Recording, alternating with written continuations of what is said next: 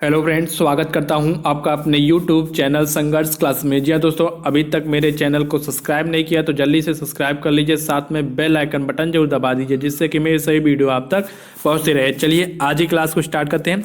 आज का जो हमारा टॉपिक है वो क्या है? संज्ञा। इससे पहले वाली क्लास में मैंने कारक और उससे संबंधित प्रश्नों को पढ़ाया है। अगर अभी तक आपने मेरा वीडियो नहीं देखा है तो प्लेलिस्ट में जाकर देख सकते हैं। चलिए आज की क्लास को स्टार्ट करते हैं।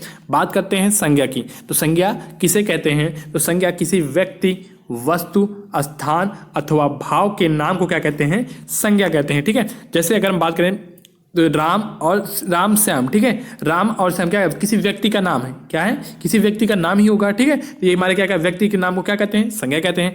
टेबल, मेज, कुर्सी, ये सब क्या है? वस्तु के नाम है। तो ये हमारे वस्तु के नाम भी क्या कहलाएंगे? संज्ञा कहलाएंगे। बात करें जयपुर, प्रयागराज, लखनऊ, ये सब क्या है? स्थान के नाम है। ठीक है, ये सब क्या है? स्थान के नाम है। जब स्थान के नाम को भी क्या कहते हैं? संज्ञा कहते हैं। और बात करें सुंदरता, अच्छाई, बुराई, प्रेम, घृणा, ठीक है, ये सब क्या है? भाव। देखिए भाव, जो भाव समझ गया वो संज्ञा को एकदम अच्छे से समझ जाएगा। ठीक है, भाव अगर हम बात करें तो भाव जो होता है इसको देखा नहीं जा सकता, इसे क्या कहते हैं? केवल महसूस किया जा सकता है। ठीक है, भाव वो चीज़ है जो हमें दिखाई नहीं देती है, हम केवल क्या करते हैं? महसूस कर सकते हैं। तो उन्हें क्या कहते हैं? उन्हें क्या कहते हैं? भाव के नाम को भी क्या कहेंगे? संज्ञा कहते हैं। ठीक है, अगर आप भाव अच्छे तरीके से समझ गए मतलब संज्ञा को समझ गए। ठीक है, अब आप समझ गए होंगे भाव किसे कहते हैं। भाव ऐसी चीज़ है जिसे हम देख नहीं सकते, क्या करते हैं? महसूस कर सकते हैं। ठीक है, बात करते हैं जैसे अच्छाई, बुराई, प्रेम। प्रेम देखिए किसी से आप कितना प्रेम कर सकते हैं, ये थोड़ी ना नाप तोल थोड़ी ना कर सकते हैं, उसको महसूस किया जा सकता है। ठीक है, ये आपको ये नहीं बता सकते आप किसको कितना प्रेम कर सकते हैं। ठीक है, तो ये महसूस करने की चीज़ है, जिसको हम महसूस कर सकते हैं वो क्या होता है? भाव होता है। और भाव को भी भाव के नाम को भी क्या कहते हैं? संज्ञा कहते हैं। ठीक है, अब आगे चलते हैं। अगला हमारा क्या है? संज्ञा के भेद। संज्ञा के मुख्य कितने भेद होते हैं? 3 भेद होते हैं। और कुल कितने होते हैं? 5 भेद होते हैं। देखिए पेपर में आपसे प्रश्न पूछ लेगा, मान लीजिए कि संज्ञा के कितने भेद होते हैं, और ऑप्शन में क्या दे दिया? 3 और 5 दोनों दे दिया। अब वहाँ पर आपका राइट आंसर क्या होगा? आप कंफ्यूज हो जाएंगे। तो इसको ध्यान समझ लीजिए कि पेपर में प्रश्न कैसे पूछेगा और आपको राइट आंसर क्या लगाना है? 3 लगाना है कि 5? कब 3 लगाना है, कब है 5 लगाना है, इसको समझ लीजिए। ठीक है, देखिए बात करते हैं, अगर क्वेश्चन में ये देता है संज्ञा के कितने भेद होते हैं, अगर ये केवल नॉर्मल दे दिया संज्ञा के कितने भेद होते हैं तो आपका राइट आंसर क्या हो जाएगा? 5 हो जाएगा। ठीक है, लेकिन अगर दे देता है मुख्य कितने भेद होते हैं तब आपका वहां पर क्या होगा? 3 होगा। और बोल दे संज्ञा के मूलतः, क्या बोलते हैं? संज्ञा के मूलतः कितने भेद होते हैं तब भी आपका 3 हो जाएगा। अगर ये भी बोल दे व्युत्पत्ति के आधार पर संज्ञा कितने भेद होते हैं तो आप कितना मानेंगे तब भी वहां पर आपका 3 राइट आंसर होगा। ठीक है, बात करते हैं संज्ञा के भेद की। आप कौन कौन से इनको देखते हैं। संज्ञा के भेद की बात करें तो पहला क्या है? व्यक्तिवाचक संज्ञा। दूसरा क्या है? जातिवाचक संज्ञा। तीसरा क्या है? भाववाचक संज्ञा। चौथा हमारा है द्रव्यवाचक संज्ञा। 5वां क्या है? समूहवाचक संज्ञा। देखिए अब इन्हीं को हम क्या करेंगे? एक एक करके पढ़ेंगे। पहला हमारा क्या है? व्यक्तिवाचक संज्ञा। बात करते हैं व्यक्तिवाचक संज्ञा की। तो जिन शब्दों से किसी विशेष व्यक्ति, स्थान अथवा वस्तु के नाम का बोध होता है उसे क्या कहते हैं? व्यक्तिवाचक संज्ञा कहते हैं। जैसे एग्जांपल की बात करते हैं, देखते हैं एग्जांपल क्या कहता है कि जैसे मोहन, सोहन। देखिए मोहन क्या है? किसी विशेष व्यक्ति की बात ही हो रही होगी। ठीक है, जब नाम ले लिया है मतलब अगर मोहन बोल दिया, नाम ले लिया है तो किसी विशेष व्यक्ति की ही बात होगी ना।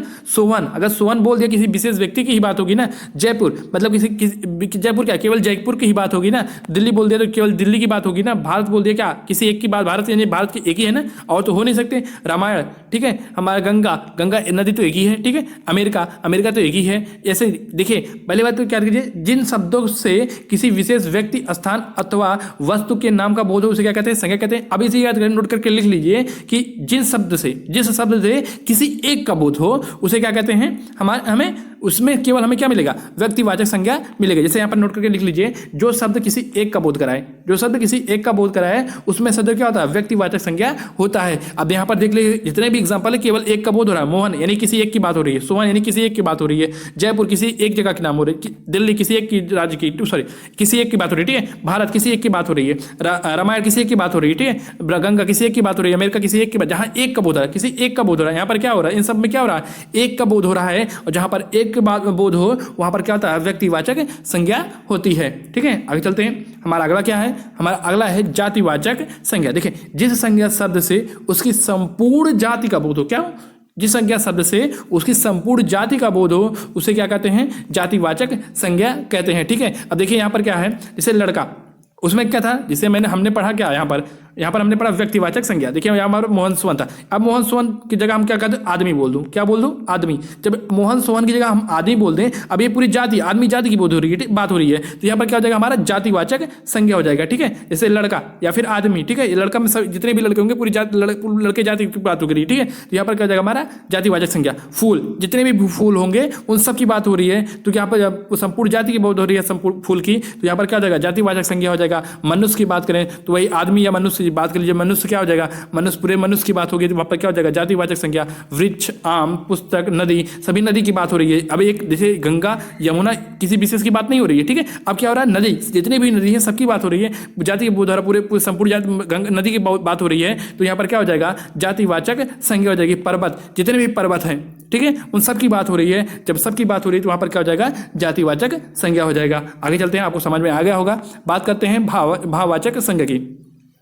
जिस संज्ञा शब्द से, इसको मैंने पहले भी बताया, जिस संज्ञा शब्द से पदार्थों की अवस्था, गुण, दोष, भाव, धर्म आदि का बोध हो, उसे क्या कहते हैं, भाववाचक संज्ञा कहते हैं। एग्जाम्पल की अगर हम बात करें तो एग्जाम्पल में बुढ़ापा क्या है, एक भाव है, इसको महसूस कर सकते हैं, देख थोड़ी ना सकते। ठीक है, मिठास, ठीक है, बचपन, मोटापा, चतुराई, चतुराई, चढ़ाई, यहाँ पर थोड़ा मिसप्रिंट नहीं, चतुराई होगा, ठीक है, या चालाकी होगा, ठीक है, थकावट, ये सब क्या है, महसूस किया जा सकता है। ठीक है, इन सबको क्या है, महसूस किया जा सकता है, ये सब क्या हमारे भाववाचक संज्ञा है। आगे चलते हैं, अगला हमारा क्या है, अगला हमारा है समूहवाचक संज्ञा। वे संज्ञा शब्द जो किसी समूह वर्ग का बोध कराएं उसे क्या बोलते हैं, समूहवाचक संज्ञा कहते हैं। एग्जाम्पल के जैसे देख लेते हैं, बात करते हैं जैसे परिवार। परिवार में एक की तो बात हो नहीं रही होगी, परिवार में दो तीन चार लोग होंगे। ठीक है, जब समूह की बात होगी तो यानी कुछ लोगों की बात हो रही है, तो वहाँ पर क्या हो जाएगा, हमारा समूहवाचक संज्ञा। इसी तरह कक्षा में कम से कम 2-4 लोग तो होंगे ही, मतलब एक का तो बोध होगा नहीं, तो उससे अधिक बात हो रही है, समूह की बात हो रही है, तो वहाँ पर समूह की जब बात होगी तो वहाँ पर क्या हो जाएगा, समूहवाचक संज्ञा। इसी तरह सेना,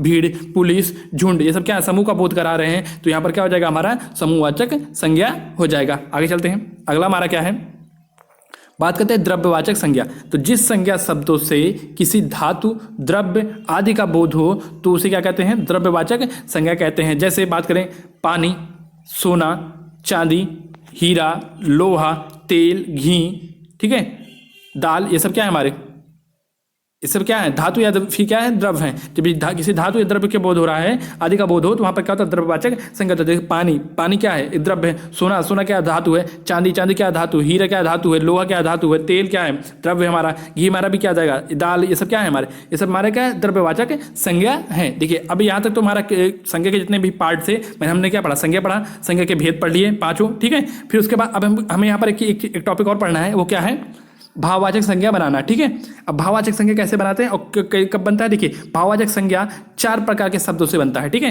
कौन कौन से, जातिवाचक संज्ञा शब्द से। ठीक है, अब यहाँ पर पहले देखेंगे जातिवाचक संज्ञा से भाववाचक संज्ञा बनाना। ठीक है, एक तरफ जातिवाचक लिख लीजिए, एक तरफ क्या लिख लीजिए, भाववाचक संज्ञा। ठीक है, अब बात करते हैं आदमी की। हमने बताया था आदमी क्या है, आदमी क्या है हमारा, जातिवाचक है। जातिवाचक से अगर भाववाचक की बात की बनाना क्या हो जाएगा, आदमी से क्या हो जाएगा, आदमियत, आदमियत का हमारा क्या हो जाएगा, भाववाचक। ठीक है, आगे चलते हैं, अगर मित्र हमारा क्या है, एक क्या है, जातिवाचक है। ठीक है, सभी मित्र की बात हो रही है, तो मित्र से क्या बनता है, मित्रता बन जाता है। इंसान क्या है, हमारी जातिवाचक संज्ञा है, और जातिवाचक संज्ञा से क्या हो जाएगा, इंसानियत का हो जाएगा हमारा भाववाचक। ठीक है, पशु हमारा क्या है, जातिवाचक संज्ञा। ठीक है, जातिवाचक से पशुता क्या हो जाएगा, हमारा भाववाचक हो जाएगा। उसी तरह बालक क्या है, जाति है, और बालकपन क्या हो जाएगा, हमारा भाववाचक संज्ञा हो जाएगा। ठीक है, आगे चलते हैं, बात करते हैं सर्वनाम से भाववाचक संज्ञा बनाना। अब देखिए सर्वनाम किसे कहते हैं। ठीक है, अब ये नोट करके लीजिए, पहले समझ लीजिए सर्वनाम किसे कहते हैं। सर्वनाम अगर हम बात करें, संज्ञा के स्थान पर प्रयुक्त होने वाले शब्द को क्या कहते हैं, संज्ञा कहते हैं, सॉरी सर्वनाम कहते हैं। ठीक है, संज्ञा के स्थान पर